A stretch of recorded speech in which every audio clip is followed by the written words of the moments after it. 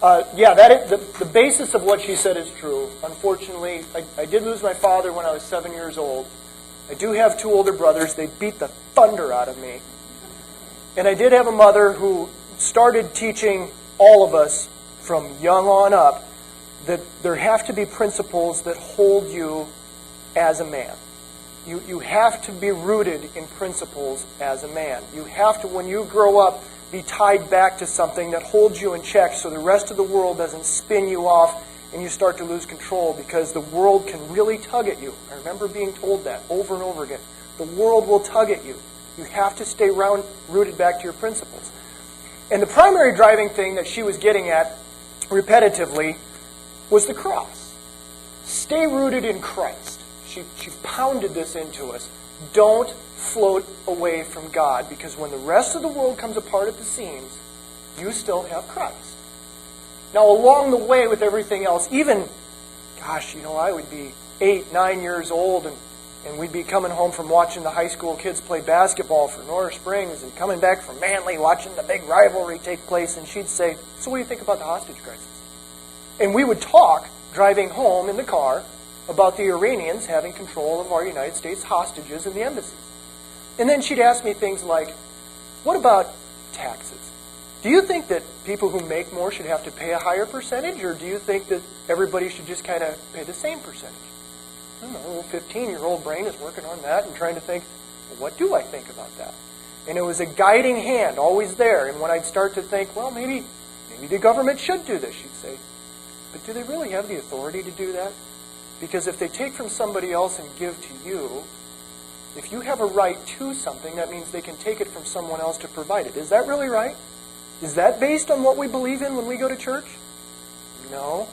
Well, then maybe that's not just exactly right." It was a nurturing process that took place over years that started a fire in me to learn more about what is it that built this country to be the greatest nation in the history of the world. And they are all tied back to principles. The principles of the Christian faith, the Holy Scriptures, and the principles of the founding documents of this nation, which is why we're here. Now, I believe that as this nation floats through very tumultuous times, you can look back across our nation's history and find checkpoints of this is where we started to slide, this is where we started to slide, this is where we started to slide. And all of them have a common refrain. They're either not principles that Christ would approve of, or they're not principles that you can apply to the Constitution and find a legal basis for a government entity to have done that. Because the federal Constitution, which is what we're here, state constitutions vary, folks, but the federal Constitution gives these 50 independent states a uniting for a basic overview government that's to provide a few limited things. Everything else is left to the states and the people to decide for themselves. The states are supposed to be this great proving ground for democracy. They're going to figure out, for all their little different tweaks and methods and ways that they want to run the government, if Iowa wants to become the most socialistic state in the Union, where all the money is confiscated from those who produce and all of it is given to those who don't work, that's really up to Iowa. The federal government can't do anything about it. Now, if our neighbor, Illinois, wants to be the most free market state in the Union, and they want to have an extremely low tax rate, and they want to have an extremely low government interference as far as rules and regulations and laws on top of business and individuals, that's their right. And you see what happens is people then can move their government on a small scale of government, county, church, states, they can move that. And if Iowa sees that Illinois system, man, those people are getting wealthy all over the place, everybody's moving there and everybody's leaving Iowa, we can change our elected form of representation here. And that's where you get these 50 states who are testing and attempting different things. And the federal government was supposed to stay out of that. Other than to say, regarding the states, Illinois, you can't really put a blockade at the Mississippi and not allow Iowa's goods to get through and across into Indiana. You can't do that. You have to be able to trade. You can't tariff the other place's products. Okay, that's really the most influence that they're supposed to have on the states. Not telling our high schools how to educate students. Not telling our state troopers and our fire departments that OSHA standards dictate that they must wear a heavy plastic reflective vest when they're working an accident scene, or the department will be fined $10,000. That's not what their role is. And yet it's what we the people have allowed them to become. And we are now reaping the whirlwind because it has taken place slowly and methodically over generations. So, I ran for office, ran for the United States Senate, and got beat in a primary, and always thought, hey, if you win, you go to Washington, and these are your core beliefs. You go right back to what you were taught growing up. If you lose, you go back to the farm, and you crank the operation back up again. It's really not a big win-loss thing here. I'm happy one way or the other. Well, I did lose. Time goes by, and a friend of mine that I met from Western Iowa, also a farmer, Jason Heyman, approached me and said, I think that one of the biggest problems that we have is that in America we don't understand civics anymore. We don't understand what are the rules that we can manipulate our own government by, and what is it that they are to be held accountable to. We don't understand basic civics. So if we're going to turn this country around, we've got to educate an entire population all over again as to why they are free. I said, that sounds good.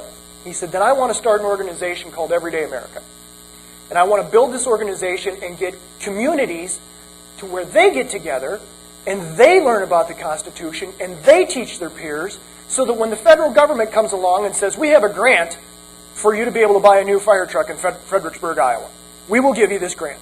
Of course, then we get to tell you what you're going to do with your new fire truck. Where you're going to park it, what size it needs to be.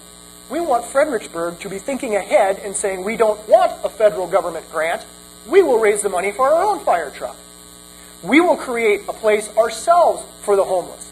We will create a place ourselves to handle unwed mothers when we want them to give birth to this baby. We don't believe that you should slaughter a baby, so we want to be there to take care of them without having this one massive bureaucracy that can't figure out that Compton is different in Los Angeles than Nora Springs is in Iowa. We want to handle it ourselves. So, how do you start? Civics. You have to learn what your role is and what government role is. And that's why when Sevilla called and she said, I want to start this study group to study so that everybody can learn the Constitution and we can be prepared for the next onslaught on our liberties. I said, well, that kind of works, because that's what my buddy in Western Iowa has asked me to help him get put together with Everyday America, and voila, here we are tonight. If we leave here tonight and we go out and attempt to influence other people to go back to the Constitution and return to the basic tenets of the Scriptures, then tonight is a success. If we leave here tonight and we think, gosh, that was kind of fun, although there weren't any cookies, and we do nothing with it, then it was a waste of time. It was a waste of time. If every single one of us walks out of here tonight and we think, Miss Seinfeld reruns, it was a waste of time. Because I really believe that despite the common refrain that everybody throws at you, the two things you must never talk about are religion and politics. That is why we are losing our nation. Because we stop being willing to step up to your neighbor and your coworker and your loved ones and say, religion and politics matter. And this is why our nation is floating away. Because we don't understand that God is sovereign, and we don't understand that there is a binding law in the United States Constitution.